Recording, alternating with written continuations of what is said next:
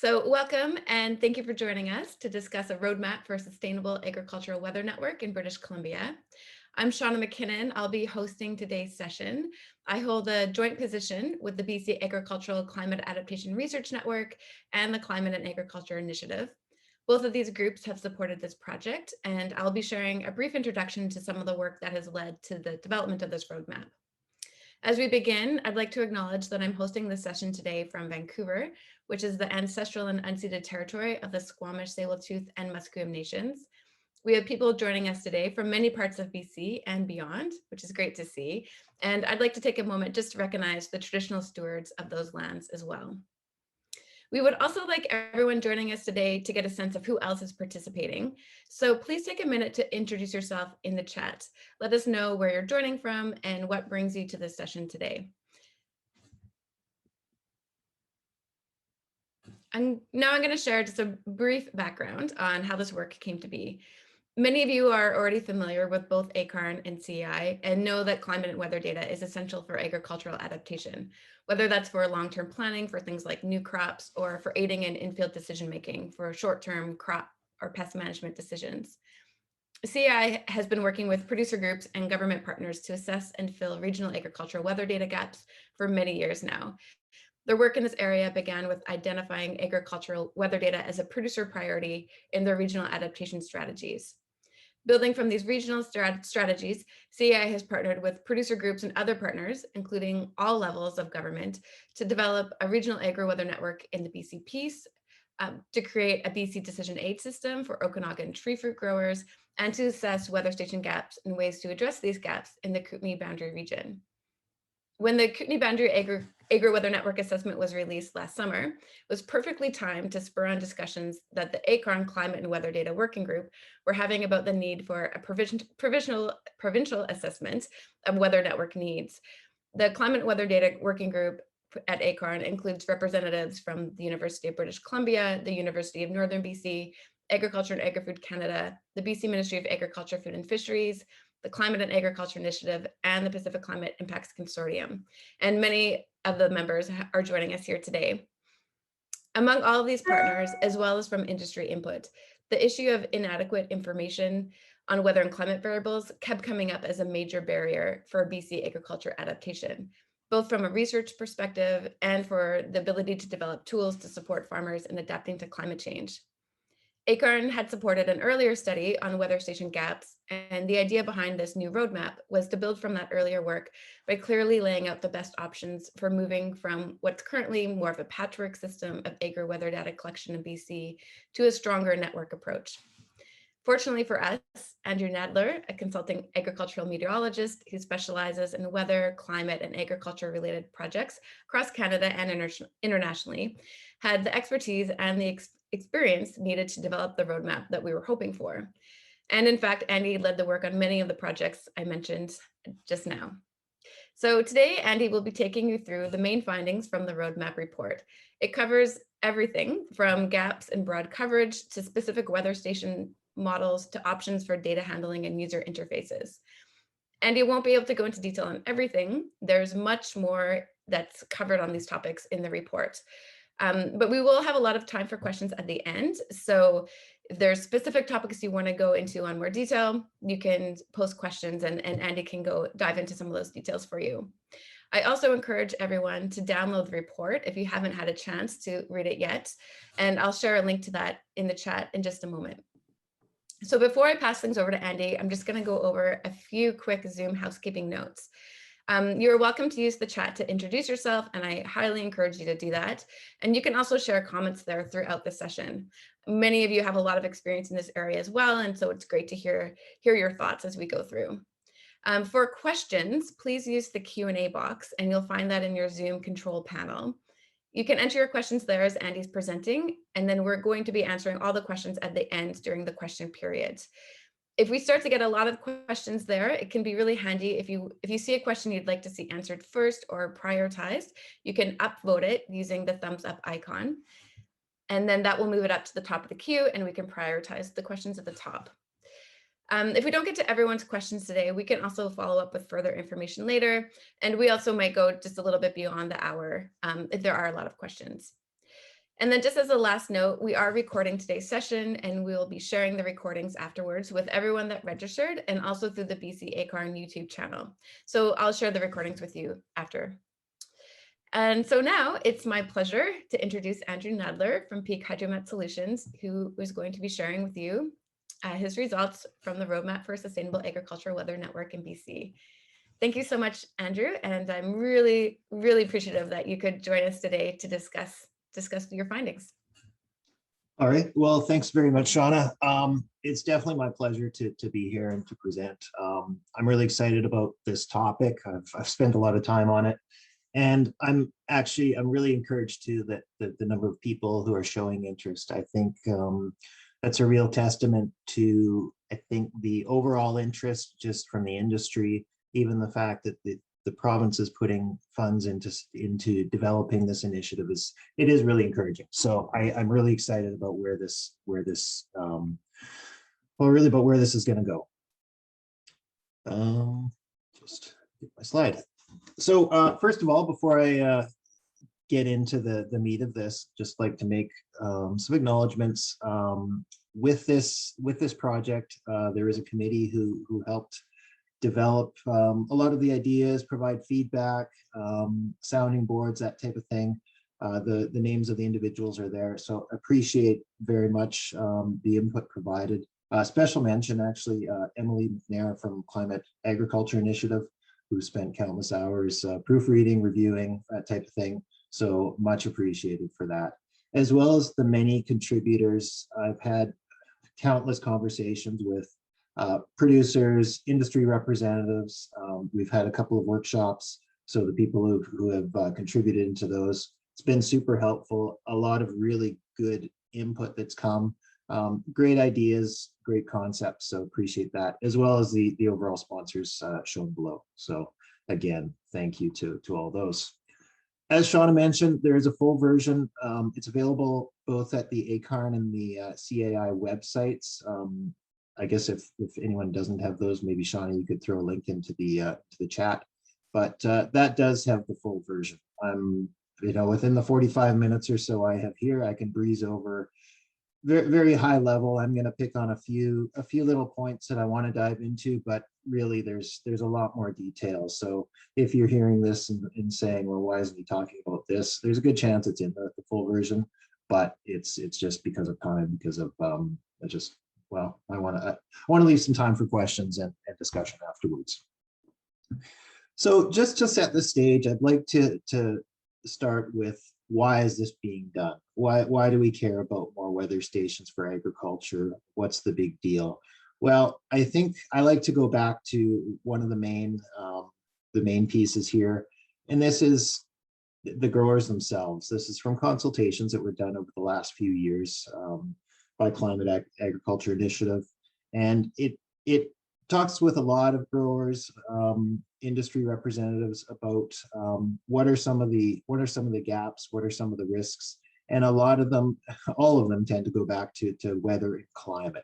Things like ability to manage proactively in response to variable conditions, pest data, weather data, feasibility of new crops under changing climate conditions, pest distribution and emergence. Those are all really common themes that tend to come up in terms of what are the importance, what are the uses of this weather information. So with that, some of these projects did go ahead in terms of, as Shauna mentioned, the Peace region have set up a weather network. I'll talk about that a little bit. The Kootenay's gone ahead with an assessment, and now the province-wide one. So things are definitely moving along.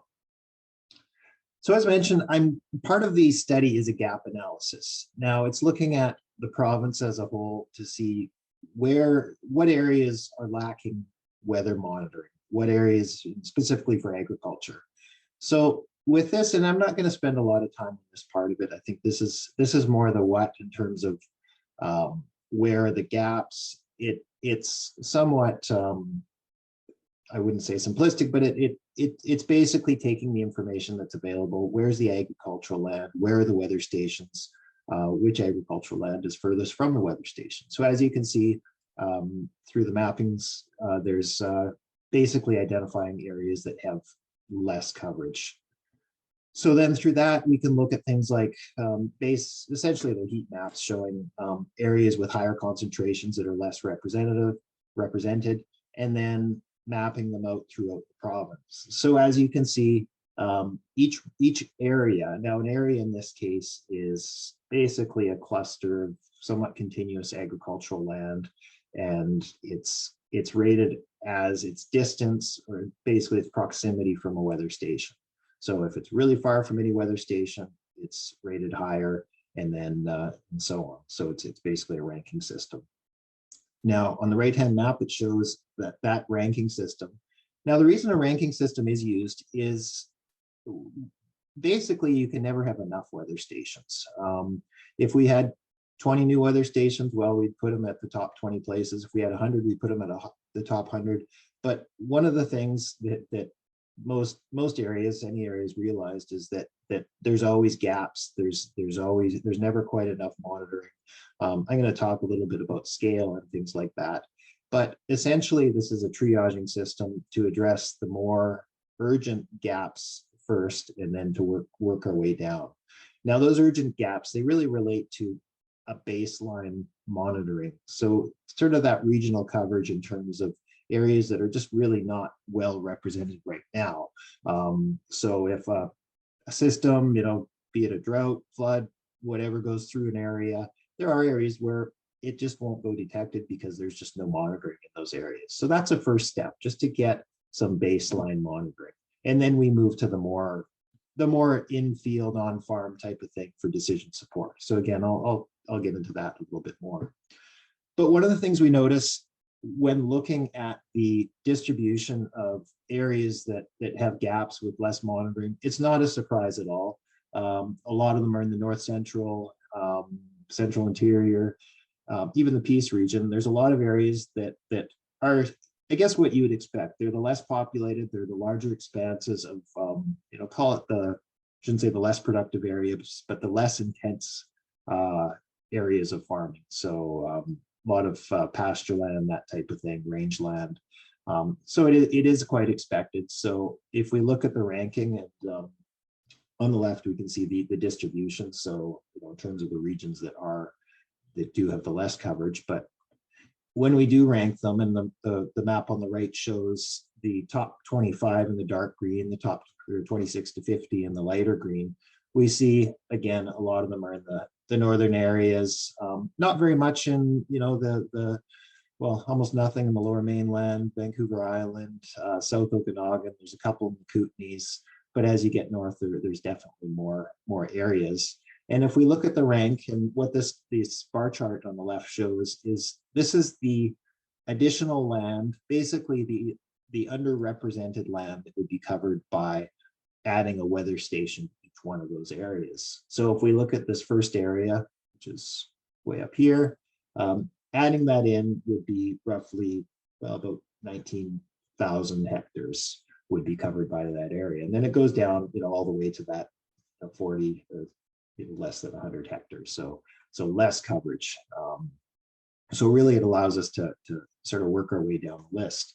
Now, if we start looking at what would be covered, so in other words, the top 10 areas so basically adding 10 new weather stations, that would provide coverage to roughly 145,000 hectares that are underrepresented, which would be a little over 50% of the least represented areas. So really, it's not a ton of weather stations that would cover that baseline regional type coverage. Top 25 areas, so basically 25 new weather stations, be about 230,000 hectares of uncovered land. So that would actually cover over 80% of that underrepresented area. If we look at, say, that to cover 90% of the least represented areas, it's basically about 34 weather stations. So not a massive number when you look at the size, the number of hectares, the size of British Columbia, the number of agricultural producing areas, to get that baseline coverage. But I stress the baseline part because I think it's really important to talk about scale. What's good enough coverage for some producers may be really not good enough for others, depending on the type of agriculture, that sort of thing. So if we talk about scale for a second, the figure on the left here, I pulled this from, it was, well, it's actually a Vineyard publication. So as you can see, Vineyard canopy, but I think it's quite apt if we think of it this way. So if you think of, I say the Google Earth where you're starting from space and you're moving down, into the, into your backyard or something like that. Sort of works the same with climate. If we start that macro global scale, we have systems that are moving through. Some of them are ocean currents, air currents, but they're very much that macro regional. Well, even regional is probably not as accurate, but continental country type scale where they're larger systems, and really they're happening over hundreds to thousands of kilometers. As we move down, we zoom in a little bit more to what's called the mesoscale, the mesoclimate. This is getting down to sort of that local area. Could be farm scale, could be, municipal, county, that type of thing. It sort of brings us down to that local area where we know there's going to be some variation, but we know that there's also a bit of consistency in there. So it might be from, say, a few kilometers to a few hundred kilometers. I know that's a huge range, but it's, there's not really a clear distinction of where it starts and ends. But then as we zero down, really down to that field scale, there's that microclimate side. So that's really within that crop, within that vineyard or orchard. It could be the leaf surface, it could be within the plant canopy itself, underneath the leaves, the moisture status, soil moisture, those types of things. Those are really, they're going to vary across the farm. So if there's several fields, they're probably going to be different per field. And they're also very influenced by both local features. So things like, shelter belts, buildings, the canopy itself. Is it a dense canopy, a thin canopy, as well as the crop type and the management. Is it well watered? Is it drought stressed? Has it been pruned? Whatever that it might be. So basically that looks at some of the different scales. Now, if we go back to the regional side of it, so back to that kind of that very baseline monitoring. Another word is synoptic weather stations. So those are kind of those larger scale. A lot of those are public. So typically we know of Environment Canada stations as being kind of that public regional type monitor. Provides that baseline coverage of larger areas. One thing that a lot of my background, I've worked a lot in prairies, the US Midwest, a little bit of Australia, where honestly the regional monitoring part is quite easy because there's just not as much variability across the landscape. When things are flat, you can go for tens, hundreds of kilometers and not expect a huge amount of difference. Like sure, rainfall, it varies, particularly in the summer, but it's a lot easier when you don't have topographical variation. Obviously in BC, there's countless microclimates, local climates, that type of thing. So even regional monitoring is really tough because wherever you put your weather station, you are going to capture one point in space, and it is very difficult in the varied landscape. But with the Environment Canada, one of the things quite often is it's near population centers, so near cities, near airports. There's some remote ones, but for the most part, they're near populated. They're good for regional trends. In general, the Environment Canada stations are very high quality. They're very well sited, so that long-term trends over decades, for instance, they can be tracked, and we know that it's actual climatic conditions. It's not things like conditions around it, siting factors. Sometimes if you have a weather station over time, if the station's not accurate, are those trends due to the station or are they due to the actual climate? So we can be pretty confident that they're accurate, that they provide good information. In terms of how useful they are, well, of course, if you're close to one of these weather stations, well, really, you're in luck. It's good. It's excellent information. You can use it on the farm. It's usually going to be accurate, and it's really all you need. Problem is, well, what if you are up that hill, a few kilometers away? If it is, particularly if there's vertical distance, throw in some forests, some water bodies. suddenly that regional station, even though maybe it is only a few kilometers away, it may be very unrepresentative of your farm, just varied conditions. What's happening at that airport a few miles away, it may be very different than what's happening on your farm. So here's an example of a very nice full-fledged climate station, Environment Canada one. I think this is at Sparwood in the Kootenays.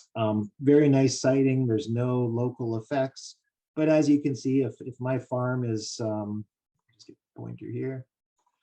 If my farm is, say, 1 kilometer or 2 away, but up the hill, chances are the frost, precipitation, temperatures, they're going to be quite different than what's being measured at this weather station.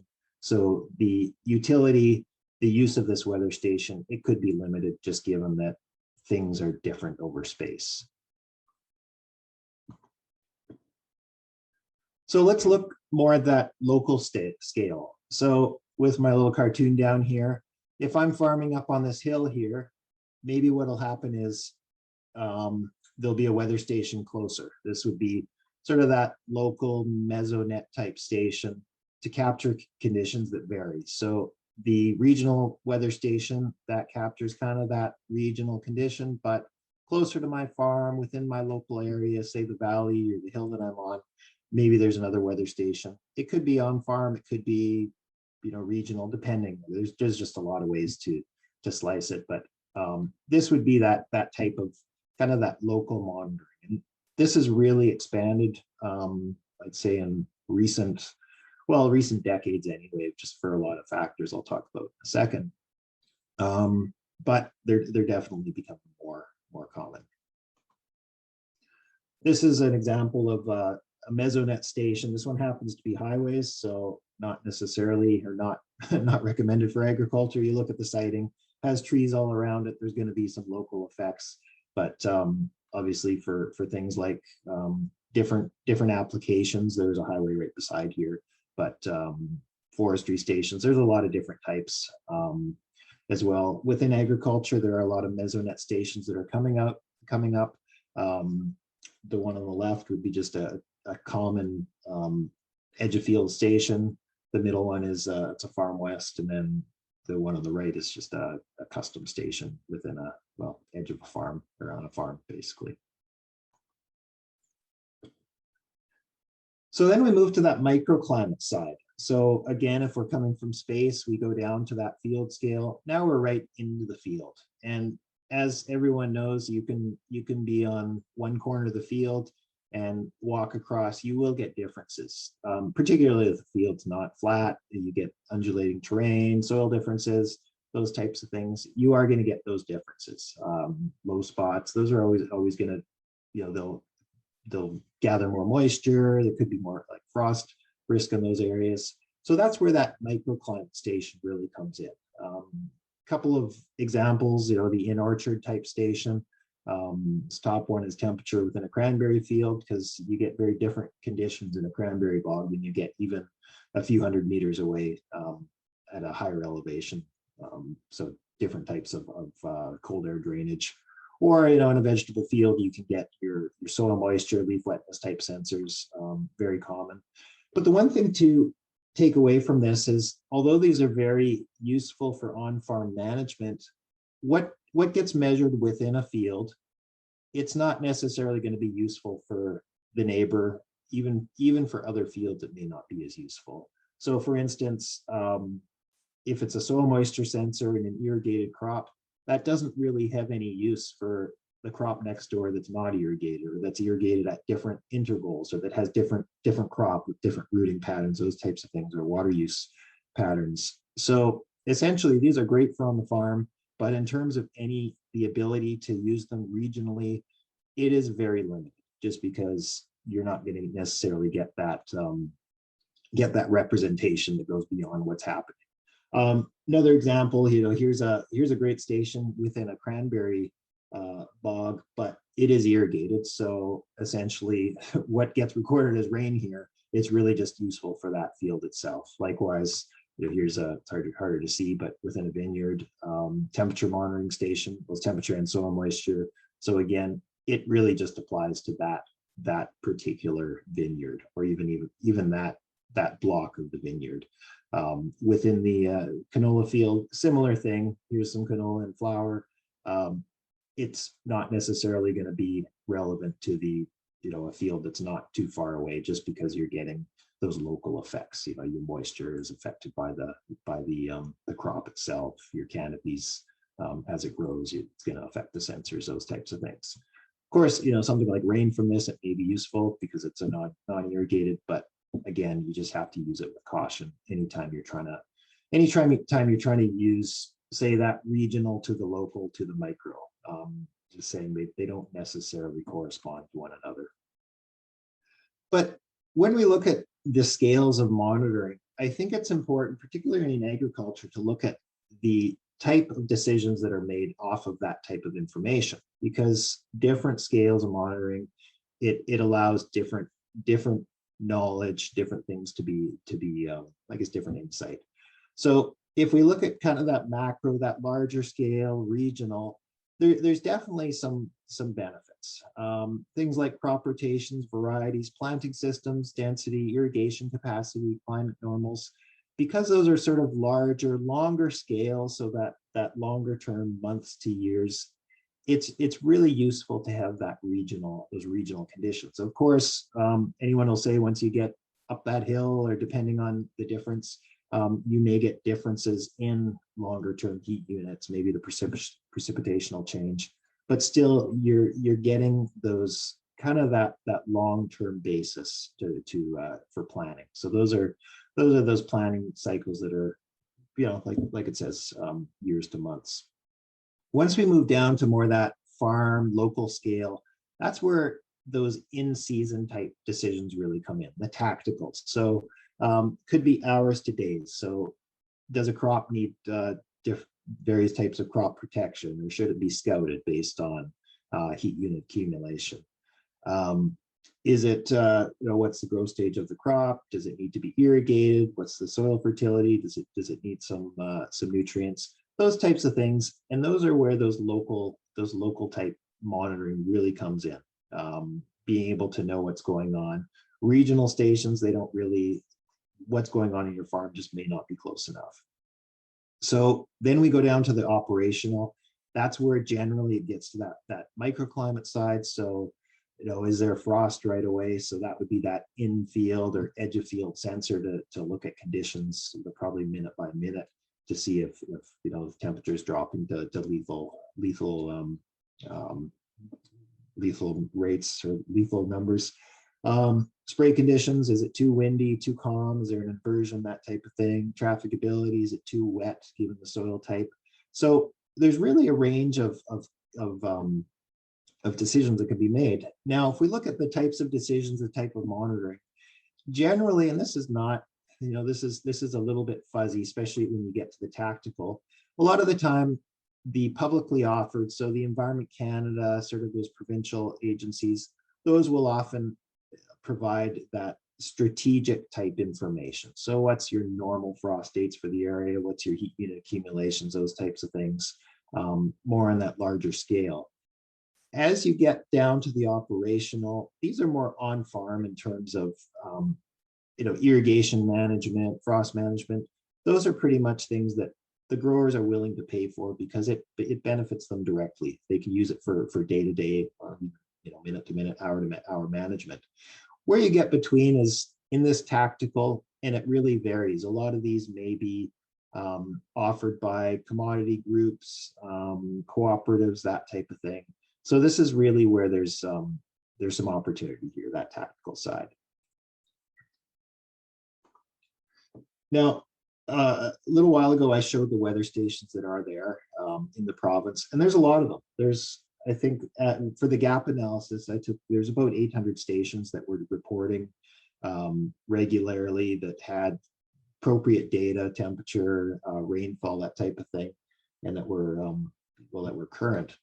But one of the things we've seen is the network has really changed. And looking back, and I just took a couple of snapshots in time. If we look at 1950, almost all of the weather stations were Environment Canada.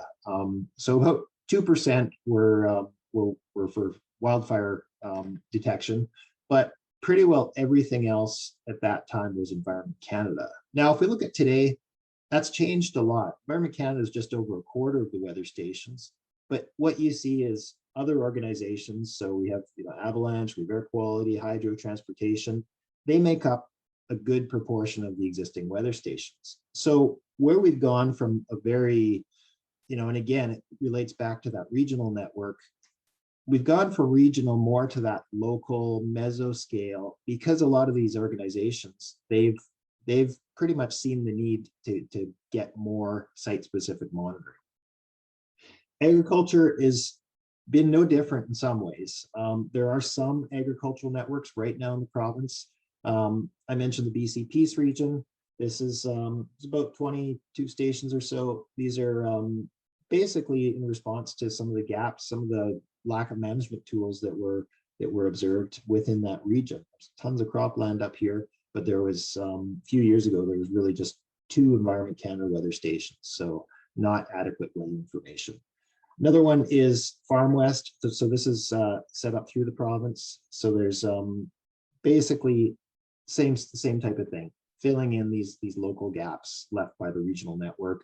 And the other one talk about too is the BC DAS. This is the network within the Okanagan, and this is used for decision support for tree fruit. And well, I will get into more detail in a minute. But one of the things that has changed within, and I would say it's enabled these types of networks, is the hardware side of it. I'll talk about hardware for a minute. Now, what it used to be, and I showed you the 1950, but even more recently, probably in the last 20 or 30 years, most weather stations have been sort of the one that you see on the right here, the full WMO, so that's World Meteorological Organization. This has kind of been the standard of the Cadillac of weather stations. You'll see these at most Environment Canada, a lot of Environment Canada sites. They're in the tens of thousands of dollars. They take a lot of money to maintain, obviously to set up. They take a lot of expertise. But what's happened in the last few years is there's been an evolution, and this has kind of gone with computers, with electronics, with everything. Things have gotten cheaper, smaller, more efficient, better communications, that type of thing. So we've gone very much down to from the tens of thousands of dollars down to the, even to the hundreds of dollars. You can get probably for under $100, you can get a very basic, cheap weather station. But there's sort of this happy medium in terms of what is a suitable, good enough weather station for that local monitoring. So I would argue, in the thousands of dollars, probably from that $2,000 to $4,000, you can get a pretty good weather station that does what you need. And what I have plotted here, if you can see, is there's performance accuracy. So how good is it versus price? Now, like a lot of things, you do have a lot of diminishing returns, where if you spend that, $60 on a weather station, it's probably not going to perform very well. It's probably not going to be very accurate. But as you spend a little bit more money, into the few hundreds, you get an increase, a very rapid increase in performance and accuracy. The thing just gets a lot better. It's a lot more accurate. It's just a better, better representation of what's going on. So once you get to a certain point into those thousands of dollars, yeah, it's going to get slightly better performance, slightly better accuracy. But like a lot of things, that last $10,000, $20,000, that's going to get you like that half to 1 or 2% increase in accuracy. So if you're looking at value, budget, that type of thing, this right hand is just not as necessary. Of course, with any station, even the $10,000 or the tens of $1,000s station, there's some really important things that are necessary. Things like accuracy, calibration. Even the best weather stations go out of calibration. They need to be maintained. The design of stations is important. Some of the designs are a little bit iffy, but of course, reliability, sighting is hugely important. If the weather station is not a great place, it's really going to take away from its accuracy. It's how it represents the area. And of course, ease of use is big too. When we talk about ease of use, I bring up a couple of examples. And these are just some typical weather stations. The left one, this is a Campbell Scientific, which I've used a lot. They're excellent hardware, very highly regarded, but they're not something I would send anyone to go maintain. They're complex. They take, if you look how they're wired, there's a lot of intricacies of making sure that the thing's working properly. They take customized programming. There's just a higher level of technical knowledge, technical ability needed to maintain one of these stations. But then you move up to some of the newer ones. This middle one is a Farmwest Station. It's probably in the middle. It's based on a Davis Instruments weather station, which is pretty simple itself to set up, but there's still, there's still a little bit of know-how in terms of being able to use it. But then we look at, this is one of my favorites. I've probably shared this before, but the meter group, they have the Atmos 41 with the ZL6 logger. This is one that's probably as easy to set up as a child's toy. You can take it out of the box, you put in the AA batteries, and you plug in the sensors, and you put it on a pole, and you tighten a couple of clamps. To me, this is just the easiest, it's just so easy to use. And the thing about this, and the reason I stress or promote these types of things, is when you don't need a high degree of technical ability and training, it basically opens it up to a lot more people. So in other words, with this one, if for instance, the station's located on a farm that's whatever, a 10-hour drive from where the technician lives, well, wouldn't it be easier just courier over this whole piece?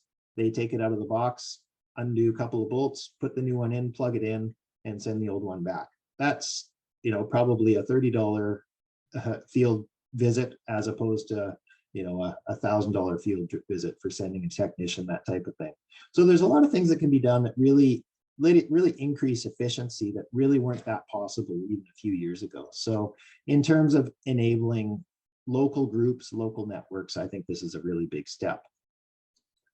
Now, when we look at agricultural networks, I mentioned a second ago, Farmwest, there's one of them. There's about 25 of those Davis Pro Vantage Pro 2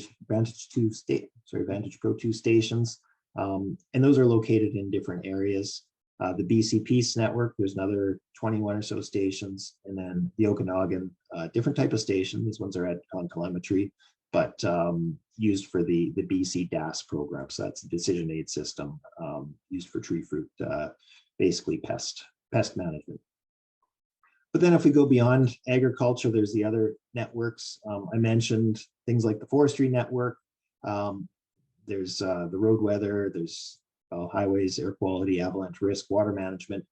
And one of the really nice things with BC is that data is shared amongst these, well, including agriculture. It's shared amongst the stakeholders through the climate related monitoring program, it's really innovative in that these different network operators, they're really not doing their work in a silo. They're collaborating, they're sharing information, ideas, that type of thing, as well as the data, which is really progressive.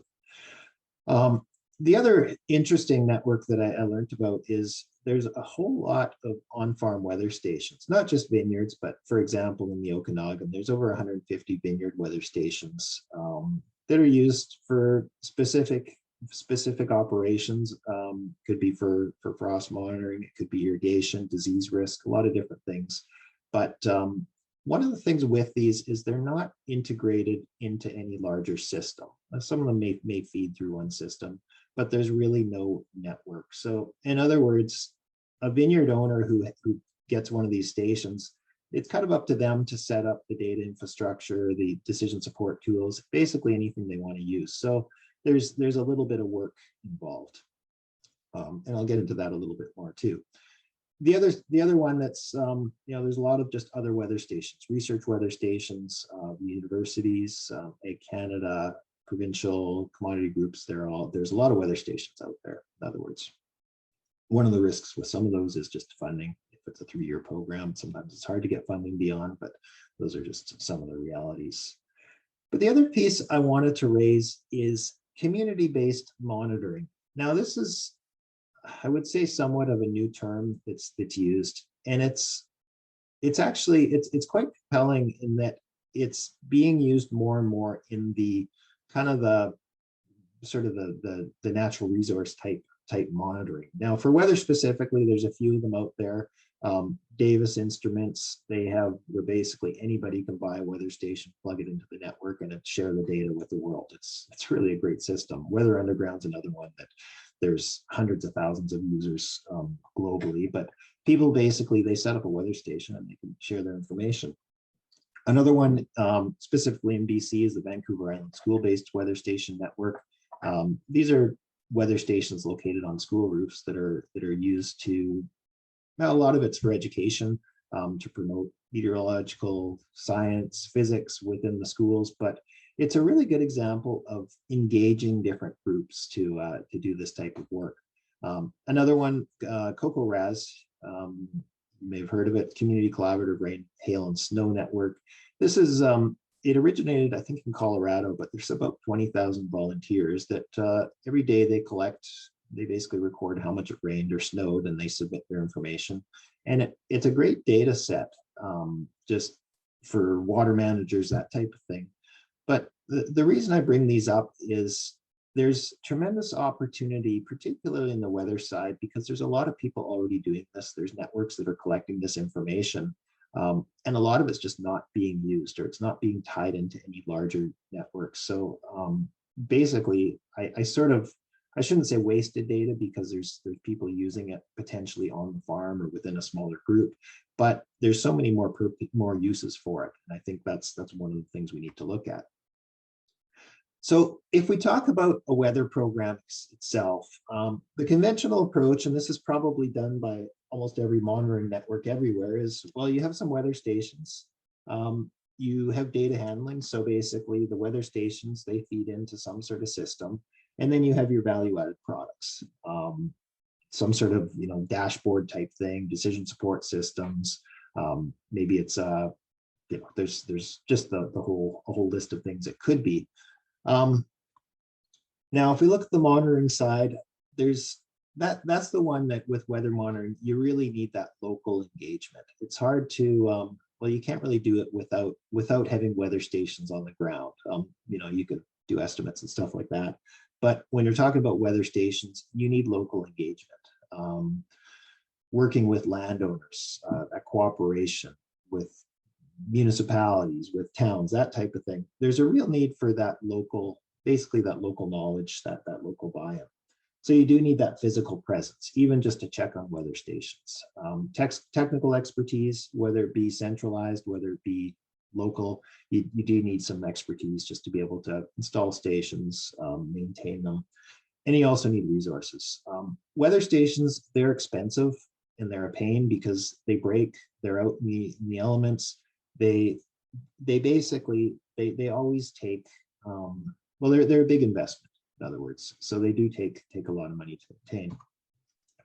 Now the data handling side, this is one that it varies from group to group. Some groups have very little data handling. I've seen really, really nice networks that keep their data on Excel spreadsheets or in, on computers, just, not backed up, that type, like really scary stuff when you're a weather person thinking that, this is valuable data, should be maintained, should be preserved. So the data handling, it really varies, but there's a few really important components. The data management platform, just being able to use that information properly, IT support, having the proper expertise, oversight, quality control. That's what I do want to talk about really briefly. I realize I'm getting towards the time limit, but I do want to talk about the data quality. I'm not picking on Environment Canada here. I sort of wanted to come up with a good example here of why data quality is so important. So I just randomly grabbed a couple of stations in the Okanagan, Oliver and Osoyoos. So you can see pictures, just Google Earth picture or Street View pictures of these ones. They're okay in terms of sighting. The Oliver one is so-so. It's a little bit of a parking lot, but we'll forgive them there. But what I did is went to the climate data online, grabbed the information for them, and what hit me pretty quickly, and sadly I didn't have to search too much for this type of thing, but there's a lot of missing data, including from particularly the Oliver. There's a lot of missing days. And then for Osoyoos, there was no precipitation measured throughout. This, for example, is this is May 2020. So you look at a data set like that, you see a lot of gaps, you think, okay, well, that's that's not good. But if you're just looking at it, it's easy to detect, it's easy to see. But the problem is, depending on your system, how the data is being processed, it may not always detect these errors. So if we plot it out, we can see that the top of Soyuz, there's one missing day, but we'll forgive them there. Oliver, well, it's pretty much a it's a patchwork there of data. You could argue that, well, I would argue that it's useless, but the problem is, if this is the type of data that's being brought into a system, it can be quite dangerous. So if I add something like growing degree days in here, and growing degree days, they're typically used to measure crop growth, insect growth, those types of things. If you were using, say, the Oliver data, not knowing that there's so many gaps in here, and if you had a simple process that just grabbed the data, summed the growing degree days, and then spit them out, you'd have some real problems, because if you're seeing these gaps, they're basically assuming that there's zero accumulation on those days. So if we plot those, so the Osoyoos weather station is the green line, the Oliver is the gray line. What you have is the gray line, so the model thinking that the Oliver weather station is just not accumulating nearly as much weather state, or nearly as much growing degree days. So even though those stations are about 19 kilometers away, and there's going to be some variability, but if you were looking at judging some management, so knowing that certain stage or certain insect occurs at, for instance, 1,000 growing degree days, you would be, you're several days off, a good couple of weeks off, which is really, really dangerous in terms of using this type of data. And what it really brings me to, and it's just a very simple point to show that data quality control is so important, and it's often overlooked, unfortunately. But the reality is that every weather station is going to break at some point. They're out in the open. They're exposed to the weather, to humans, to everything. They're electronic. Things do break, and they need to be they need to be maintained, but also the data needs to be looked at. So a quality control system is imperative. The other piece of it, though, and this sort of relates to this, is the gap filling side. So even if there are those gaps, most applications need a complete data set. So part of this quality control is the gap filling. So if there's an error, say, I don't know, say something happens, the rain gauge records way too much, or this is rainfall altogether, or this is temperature, those data need to be either corrected or gap filled, depending on the situation, in order for the model to run, or to get an index that's reasonable. So there's different ways of doing it. I won't get into that. But just to say, it's very, very important. And the other piece, and I really don't address this at all, even in the report, is the spatial interpolation. Even if you have 100 weather stations on your farm, there's always going to be areas where you just don't know what's going on. So you will have to estimate. There's always going to be unknown areas. So that's a big piece of it, is always guessing, figuring out what's going on in those unmonitored areas, which is, I think, an important point to address at some point. But back to the weather program. So the other piece of it is that value-added products, what comes out at the other end. I think I would argue that monitoring alone, just getting weather data, is not good enough. Just having good handling is not good enough. It's really, what's the output? What are the users needing in terms of decision support tools? What is it helping me? Where's the value there? One of the things that I would say is that every weather program, or almost every weather program ever, it does better or worse in some areas. I've seen really good networks with poor, very little data handling. Like I mentioned, they're, a good network with its data in Excel spreadsheets. The other side of it is you can have some really nice products with very poor data feeding it. So there's always going to be that, just different pieces of it, different strengths and weaknesses. So I think that's important.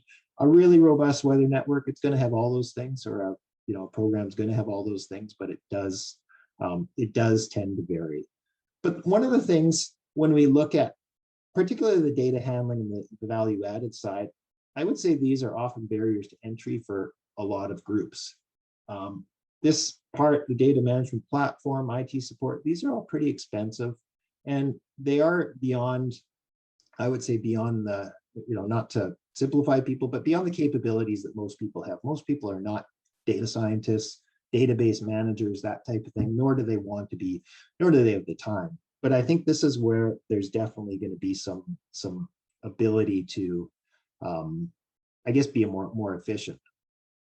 So in our case, say in BC, or in a lot of areas where you have multiple networks, so you have network A, network B, network C, what you normally have is each one of them has their own data processing. Each one of them has their own quality control or not.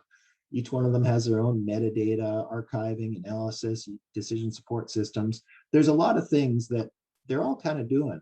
And I think that's really the problem, is there's some real redundancy there in terms of, even today, there's different networks operating that are really after the same thing.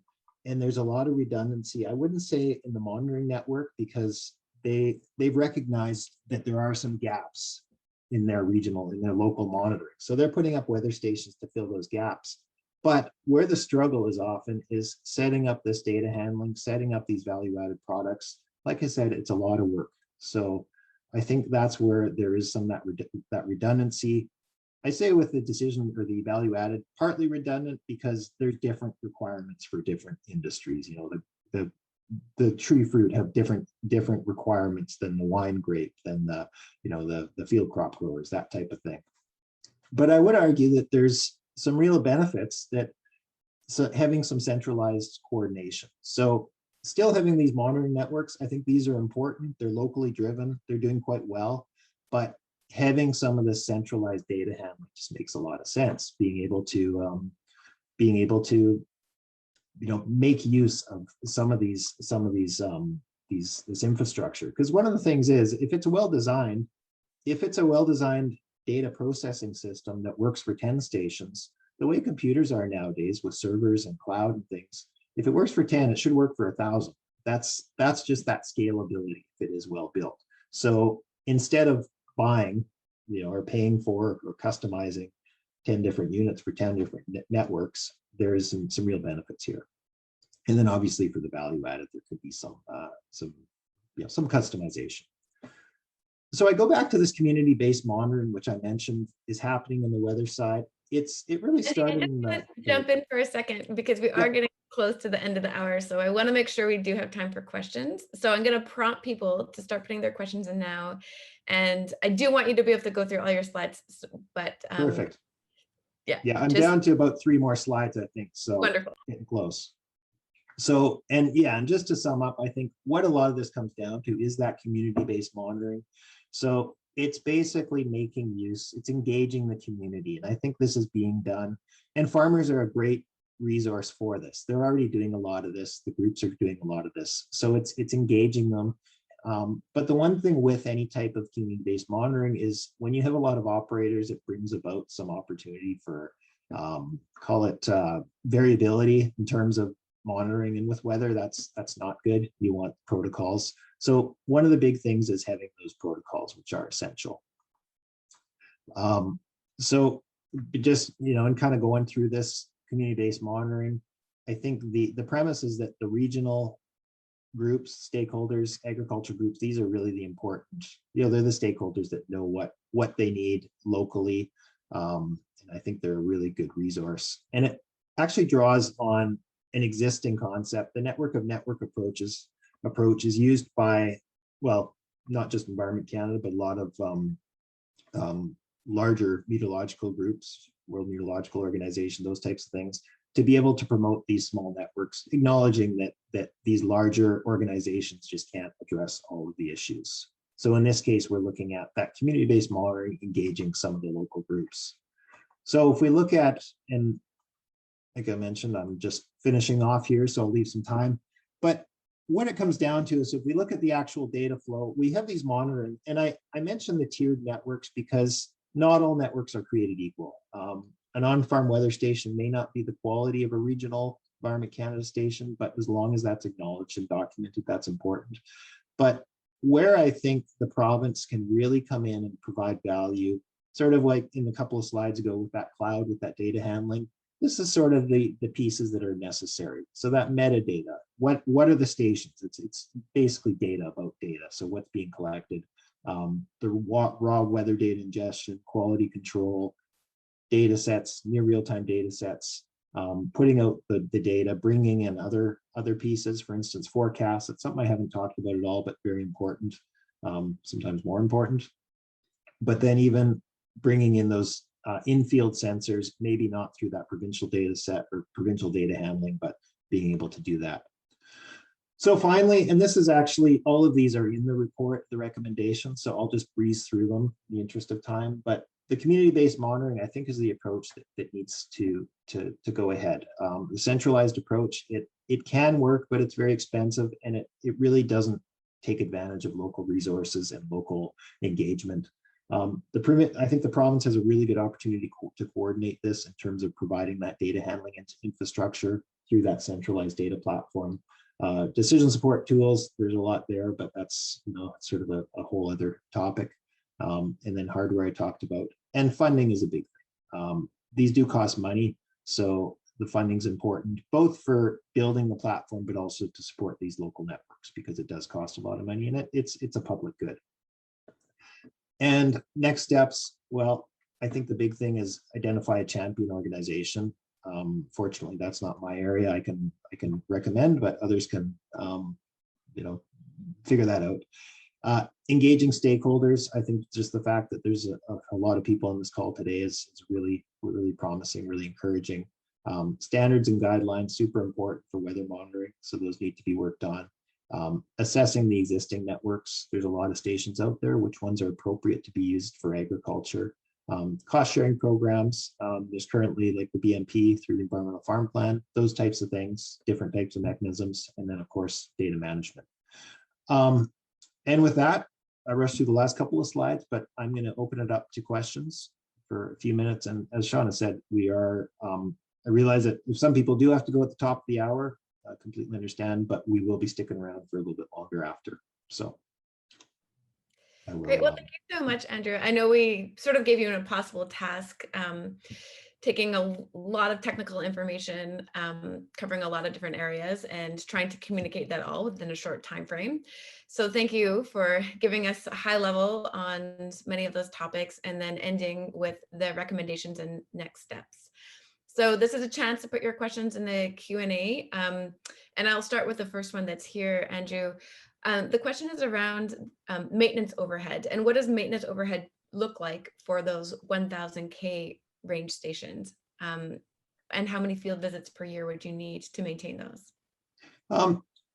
The wishy-washy answer there is, well, it depends, but it does depend on what type of weather station. Is it the higher end? There's different ones. For instance, and I'll tell you a brief story. In Washington State, they have their weather network. It consists of very much of a tiered approach. They have their baseline weather stations. They're about a $10,000, really nice setup, Campbell Scientific, but their maintenance on those is in the thousands of dollars a year, because to change a temperature or an RH sensor is like $900 or something like that, versus a very basic station where if it costs $2,000, you could replace the whole station for pretty low amount. So it does depend, but I guess the biggest thing is that there needs to be a set budget for that, because one of the things with weather stations is you can buy them, and that's sort of that initial cost, but a lot of people, I guess, overlook that ongoing cost to maintain them, replace parts, those types of things. I sort of think of it like a community buying a swimming pool or something, where it's not just the buying it, it's the operating it for years to come. So that's the important thing. But I would think, a very minimum, and it depends on labor and stuff too, that probably $500 to $1,500 per year. Just, to consider that. And station visits, a minimum of one, but experience tells me that more than one is good, particularly during the growing season. So a spring one, but generally during the growing season at some point, it's a good idea just to make sure that the thing's working well. Again, this is, if there's local technicians or say farms, that type of thing, that are maintaining these weather stations, it becomes very easy. If you're centralized with one or two technicians that travel around the province, that gets to be a lot more expensive. Great, and thank you for giving that Washington State example with the tiers. I think that's a really interesting model. A question on the current networks and how it works currently. So how many of the current station networks or stations feed into the Environment and Climate Change Canada's weather models? It's a good question at this point, and there's people on it that are or people involved more knowledgeable than me on this one, but to my knowledge, and I'm gonna risk saying the wrong thing, but I don't think any of them do. That is one thing that is a direction where the networks are going. Environment Canada is extremely interested, and they're very engaged in bringing in all of that data from these networks. They realize the value of it, and there's work in progress. But unless I'm wrong, I don't think any of it is currently. A situation like Alberta, they have their own provincial mesonet. All of that data does get into the national system. So if you look at a map of weather stations across, like official weather stations across Canada, Alberta is just smattered with weather stations because their provincial network goes into it. BC's, I think, it is going that way, but right now I don't, unless I'm wrong, I don't believe any of them are. Okay, so that's good to know. So that could be, a potential benefit of more coordination is around getting more of the current weather station data into a network that the ECC could use. Yeah. Here's a question on sort of using the new types of technology. What is the current use of drone imagery or precision agriculture generally, as compared to using the typical meteorological monitoring for a typical BC farmer? So do you see farmers using different types of tools now that those are becoming available? Absolutely. I think be it drone or satellite, there's the two sides to it, particularly with microsatellites, but I see them as they're extremely complementary. The weather station can provide what's going on in terms of, conditions conducive for disease and things like that. But the imagery is amazing for detecting either anomalies or areas that need scouting or growth or even validating growth stages, those types of things. So I think the short answer, without going into long uses of both, is I think they are just really both really good tools. Absolutely. Great. Another question around using grower stations and what's happening on farms. Would you propose archiving data from stations run by growers that could be then used to determine relationships with regional network stations, or maybe those tier 2 stations? Could those relationships be used to provide predictions of weather, like frost, in areas around the network station when farmer stations are discontinued? Yeah, I think that's probably an excellent approach, because right now, and I know I've seen this a lot both in the Okanagan and Kootenays, in terms of there's this, it's almost a prospecting to figure out areas that might be suitable for cropping. Up the slopes, different aspects, things like that, knowing that the weather's going to be slightly different. The one way to do it is to invest several hundreds of thousands of dollars or millions putting in that vineyard or orchard to see how it goes. Ideally, you can get some weather data that's going to tell you ahead of time, what your risk is, what the potential of the crop actually, surviving or prospering up there. So I think the more on-farm weather stations that are feeding, I guess the first thing is just data availability, having that information accessible, but absolutely in terms of knowing what those relationships are, because there will be those relationships in terms of which weather patterns are causing this microclimate to exist, or because it's a certain facing slope, there will be those relationships. And I think some of that stems back to, I know I breezed over it really quickly, but that predicting or interpolating data that's not available or unmonitored, because that's a huge thing, because you just can't physically put a weather station everywhere. It's not, it's not feasible, it's not practical. But what we're trying to do is we're taking a point measurement, trying to figure out what's going on around it. That is difficult. There's a lot of nuances in there, but for sure, if there's information available, and the reality is a lot of those weather stations, it's difficult to have 20 years of weather data. That's why Environment Canada does fairly well at it, because they're established, they've been around for 150 years. But if you're a farmer, that's difficult because, well, farms change hands, things change, you know, it's a lot of work to maintain a long-term weather station. So any information that can be garnered from a temporary one is quite useful. Yeah, thanks for that. You know, maybe just sort of one question to close on is around different models that you've seen and, you know, drawing on your experience, looking at other provinces and other states and what they're using.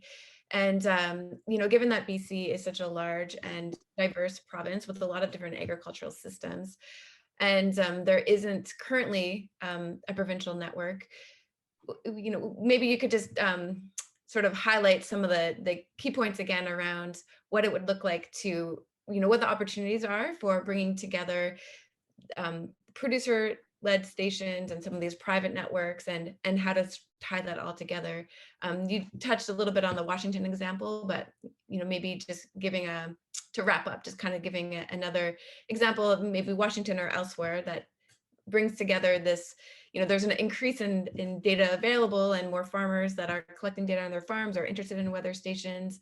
But how do we make the most use of that information and get the type of broad and also specific coverage that we need for agriculture in the province? Yeah, absolutely. Well, I think, yeah, as I mentioned, I do like the Washington approach, and maybe that there are the similarities where they also deal with a lot of high value crops and very diverse terrain with, you know, different microclimates everywhere. So they have, you know, I guess they're a little bit different because usually in the US they have their university extension, so they're pretty strong in that way. But of course, you know, BC has a lot of resources, a lot of expertise too. So I think we can do a lot. But the big thing is, and in Washington, what they have is they have their tiered network. So they have their different tiers, and the first couple of, I guess, well, the tier 0 is that's your National Weather Service type thing. So those are your equivalent to Environment Canada.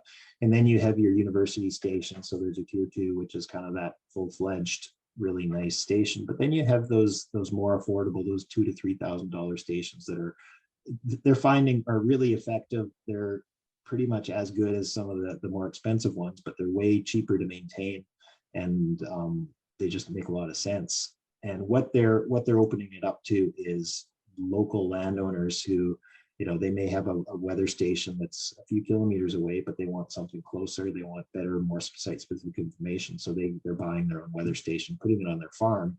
Now, typically, and this is kind of somewhat how we are in BC in a lot of areas, where if I buy a weather station, I put it on my farm, I have to figure out what to do with the data.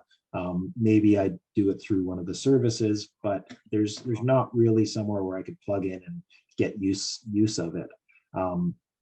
What I am a big proponent of, and this is, you know, Washington's done this, other areas have somewhat, is having that, being able to plug into that centralized system that provides me with some of those basic tools. So I have this weather information, and it's a real incentive for a user, because if I'm just downloading my weather data and looking at, you know, building my own Excel charts or something like that, versus being able to look at it real time, or having you know, some sort of pest index, that type of thing, that's getting value from, I'm getting more value from that weather station for my investment. But the other side of it is, on a provincial scale, we're getting information from the larger network. We're getting to know those, what's going on in those microclimates better. And that comes to, you know, business risk management, to be able to detect what's going on. Is there, you know, droughts, floods, those types of things. So there's really those two-way benefits that I see. So, you know, I put back up kind of this schematic here of what it could look like in terms of